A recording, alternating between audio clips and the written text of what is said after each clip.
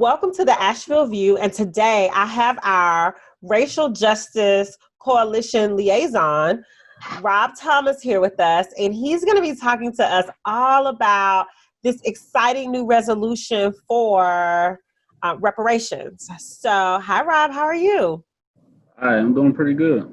Good. I'm so excited to have a moment to chat with you about this big initiative. So my first question to you is how did this even come about? How did we get our city council to vote for reparations for Asheville's Black citizens? So that came about through hard work of the community. Actually, a lot of people within our community emailed and phone called our elected officials, the city council, the mayor, and also the city manager about putting reparations on the agenda. And resolution was the outcome of all this pressure that was provided on the outside.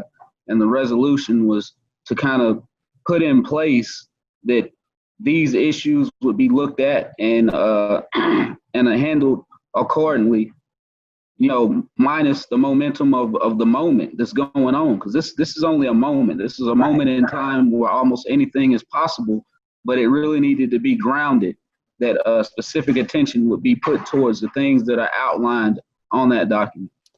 What is reparations? What is that? Reparations. So reparations is basically restoring to a specific state.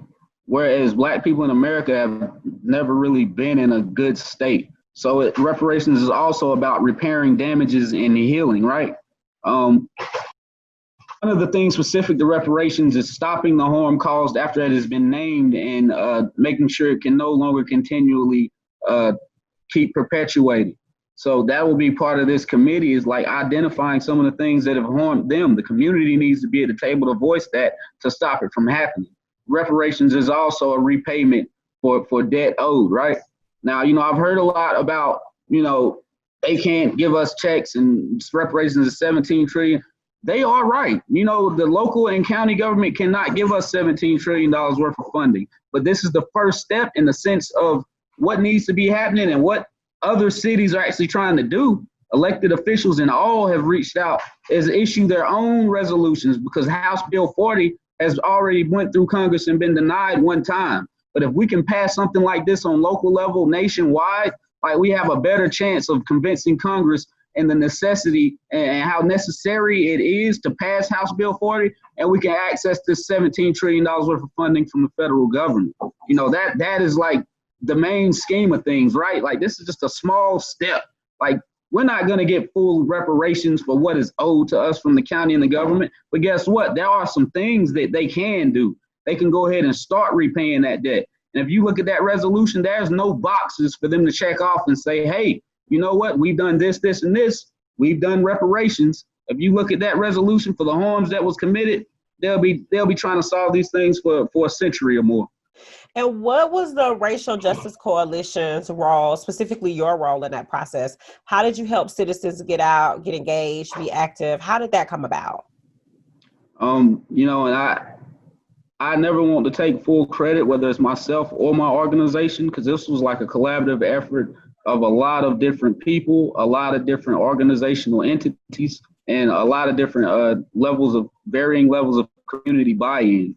Specifically, the RJC's role was we have what's called an advocacy team, which is comprised of about 1,200 community members that we sent emails to, directing them, to our Action Network link that allowed them to send emails or make phone calls, and we kept them up to date on when to provide public comment.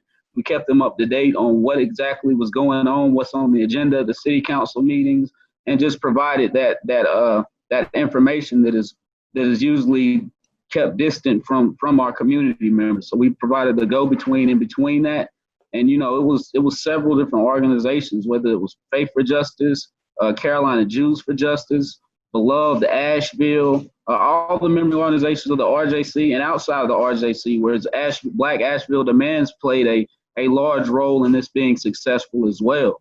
So that's why I'm like, me personally, I wasn't expecting the mayor to come out and say, thanks to Keith Young and working together with the RJC. I never wanted to take credit for, or for my organization to take full credit, because this was a community collaborative effort. Right. And the RJC itself is a community collaborative effort. Why don't you tell us a little bit about that as well? Yes, well, we're comprised of about 16 different organizations and also different community members, to where I myself am the community liaison, and I am a part of several different groups that organize within the community. Whether it's the Just Us group, which is right now we're looking into filing an amicus brief because Chris Hickman's probation will be up August the 10th, and there has been no restorative justice process issued for the community. So that will be a big part of what I'll be getting into for the next couple of days, is campaigning around that whole situation, because it's kind of coming to a head. I look at our goal is to always be led by the community, like let the community guide what it is that we do. The nonprofit I work for is different than a lot of other nonprofits, whereas we're lucky enough to have Z. Smith Reynolds as a grantor, and they don't require specific metrics towards a disparity. And that gives me the ability to be able to pivot to the important issues that are brought up by the community, whereas a lot of other agencies do not have that flexibility and leeway. They understand that what we're fighting is institutional, systemic, and structural racism, which again, like I said, just allows me to be able to pivot to whatever is most important in the moment, and I'm not stuck treating the fish instead of the lake, so to speak. Yeah. So in terms of, I was super happy to see that Asheville City Council made this resolution. I couldn't wait to post it, but what does it really mean? What are Black residents gonna get? Yes, that's completely up to the Black residents. The first section outlines the damages and harms that were caused. The second section apologizes for said harm. And the third section pretty much outlines the creation of a committee. Now, this committee, they would have the power to recommend what they want. And so for me, in a bird's eye view, I looked at this as being able to kick the door open and bring community into the table. Right now, we're trying to structure the table for the community to come in at and be able to pretty much ask or demand what it is they need to fix their situation. The situation is generational wealth.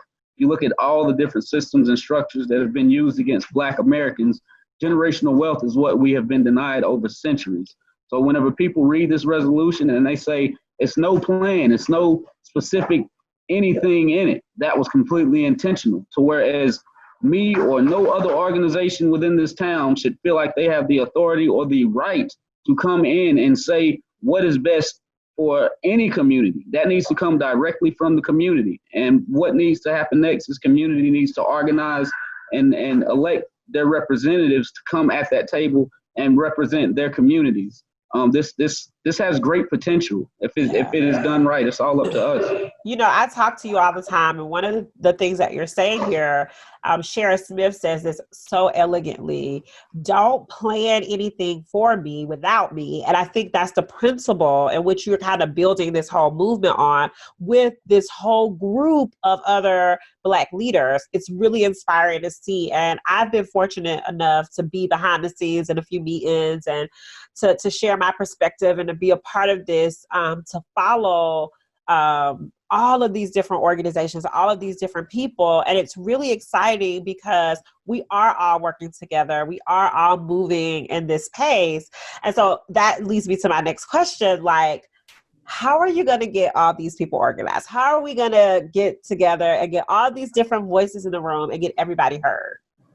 That is where the magic is going to have to happen. Like, I'm a native of Asheville. I'm familiar with the history here in Asheville, to where is my grandfather's brother 7 decades ago tried to organize community in a form of fashion of president, secretary, treasurer, and vice president so that they could collectivize their power and force. And it was unsuccessful. There were many different reasons why. Those same reasons exist today. So this is not going to be an easy task at all.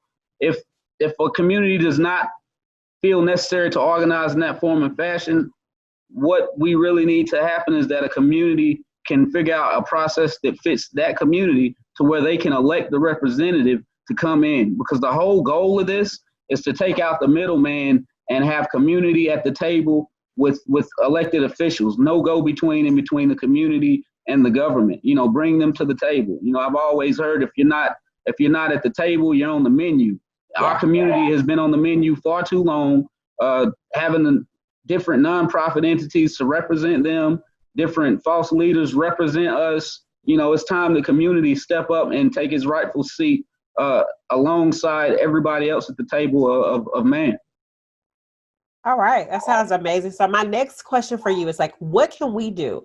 How can we support you, the Racial Justice Coalition, all of the organizations, our community? How can we work together to make sure that this happens and that it doesn't become just a part of that moment? Everybody to me has a role in this, right? Like my role is minor. I'm nobody extraordinary. I'm just a regular, everyday, average citizen. I understand the plight of our people, and I understand that there's a lot that we don't know. There's a lot about Asheville history that I recently learned. So a large part of this is going to be educating us, and any organizational entity that would like to assist with, structuring events within our communities to where they're celebratory and educational at the same time.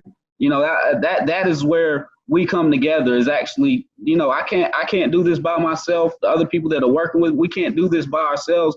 It's time to actually get out in community. And it's a tough time because it's coronavirus, right?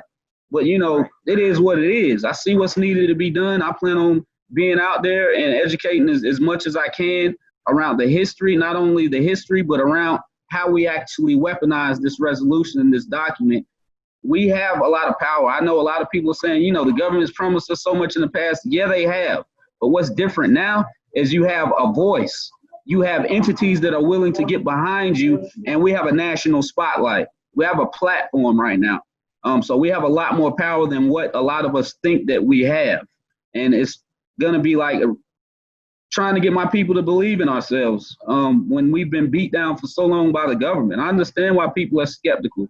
And nothing is promised right now. Like, this is going to be a fight. This ain't going to be easy, but that's the hardest part of this, is actually getting out in community and trying to organize us to come to the battlefield.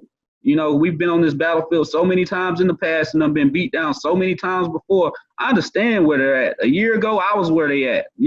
Forget voting. Our politicians are liars, this, that, and the third. Like, that was my mindset. But now we have an additional arsenal that we can pull out, and it's time to go to war. So what made you change your mind? Analyzing the social environment that is America right now, right? Like, this is like Black Christmas. We ask for what we want, and we getting it. You know what I mean? So come on, y'all, let's take advantage of the Black Christmas. Let's not let this pass, and let's address the groundwater.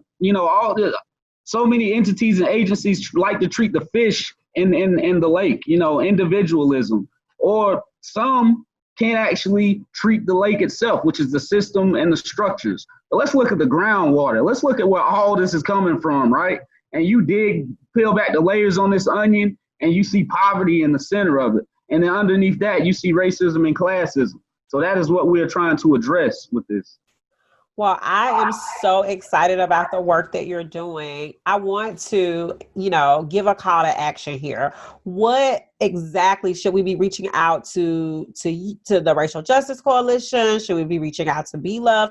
How do we join this movement? How do people that are sitting at home watching this saying, I really want to help, I want to jump in? What would you have them do? How can they reach you? There are a couple different methods that you can reach me. rjcavl.org is the website. If you email the website, I'll pretty much get that and be able to respond.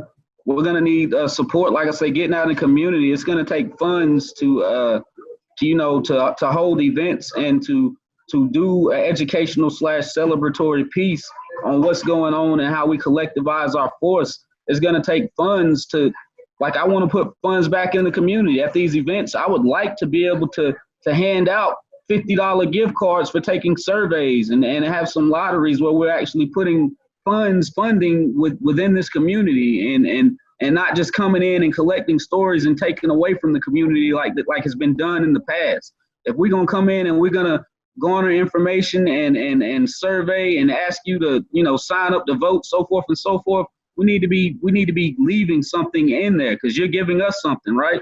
And so that's going to take a lot more than what me or what just my organization can do. I don't work for no rich organization. You know what I mean? So Right. so definitely on the logistical front, coming in and actually doing some real community events and structuring some educational pieces where we're educating on the history specifically of Asheville after 1865 and addressing why we needed these reparations and why the county and the city government, the things that they have done that have accrued this great debt that needs to be repaid. Well, thank you so much again for coming on with me. And I am so excited again about the work that you and all of these partner organizations, all of our community is doing. It's a great step in the right direction. So thanks for being on today. Thank you for having me.